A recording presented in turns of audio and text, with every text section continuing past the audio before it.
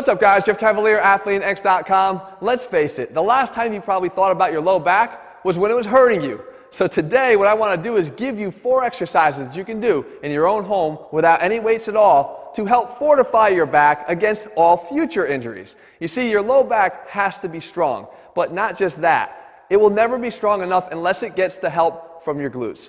The glutes are a muscle that will work in concert to extend your body, one from below and one from up top. But if they're not working together, then you're going to be in that situation where you find yourself hurting at some point down the line when you go to do your big lifts. Somewhere along the way, it's going to betray you.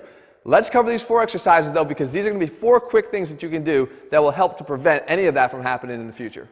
Okay, let's kick this one off with one that looks, I get it, a little bit funny, but I promise you it will really, really work. What you want to do here is you want to get yourself down on the ground and then turn your feet out. Okay, this is a frog glute bridge. And what we're doing by turning our feet out is we're actually activating the glute medius, an external rotator of the hip. But we want to try to, again, tie all these muscles together that will influence that extension and influence and tie into the low back and the glutes itself. So when we get in this position, now we lift up off the ground. The key here is we're getting full clearance of our butt off the ground, and you're not just, again, getting it off the ground, but you're squeezing it as hard as you possibly can at the same time that you're squeezing the muscles in your low back.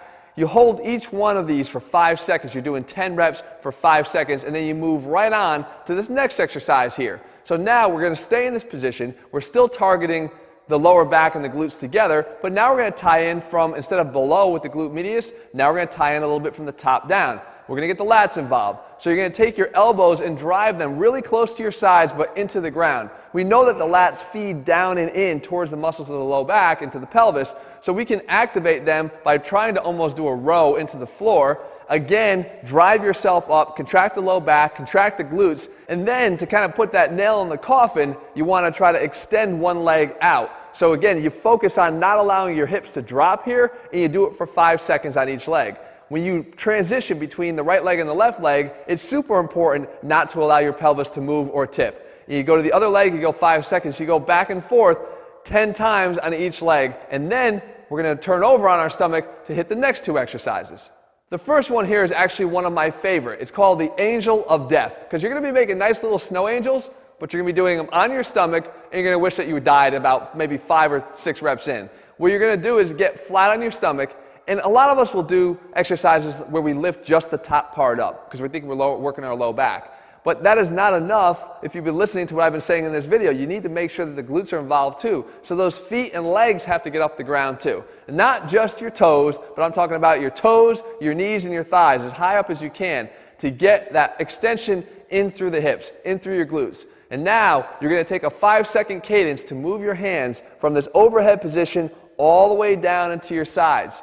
Okay, you're going to go and you're going to rotate your hands as you come up, and then you're going to rotate your hands as you go down, but 5 seconds to go from the top to the bottom, and then 5 seconds to go back up to the top. You can see literally every muscle in my back is contracting here to allow me to do this, but most of all, we've got this really strong lengthened contraction in our low back and glutes, forcing them to work over the duration here of the exercise, which is what we need to keep this low back nice and strong, not just here, but when we're actually doing our bigger lifts that we tend to focus a lot more on. And finally, we end with our pulsed eye. And with the pulsed eye, you're going to stay now in this position where your body looks like an eye. Your arms are held close to your body, nice and tight. You're still in that same position where your legs are lifted off the ground, your upper torso and chest is lifted off the ground, activating from both the top and the bottom. And now you want to challenge yourself with these pulses. And the pulses are basically done as fast as you can handle for 5 seconds.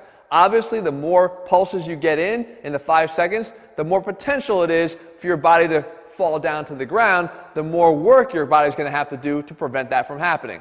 So for 5 seconds at a time, you pulse your arms as hard as you can, and then you rest in the contracted position. Okay, then you start over again, pulse it for 5 seconds, and you rest in the contracted position. Remember, we're trying to accumulate time here. Your low back is going to function much more as an endurance muscle than it is to function as an overall 1-rep power muscle. So we need to be able to have in our training the elements that address the longer duration here. So when you do all of these, that's your routine. And now how often would you do it? You do it frequently, because we want to make sure that we're attending to these weaknesses that have built up over a long period of time. You can do this little routine here. It literally takes 5 to 6 minutes, you could do this every single day, and you'll build up the tolerance to be able to do this for even a little bit longer. But the key is this: stop avoiding and ignoring your lower back. I know it doesn't get all the attention of all the beautiful muscles around it, but it is so important to developing all those muscles in the first place. Guys, if you don't want to overlook any important element in your training, and you want to start training like an athlete where everything matters, head to AthleanX.com right now and get our AthleanX training system. In the meantime, if you found this video helpful, leave your comments and thumbs up below. Let me know what you want me to cover here in a future video, and I'll do my best to do that. All right, guys, see you soon.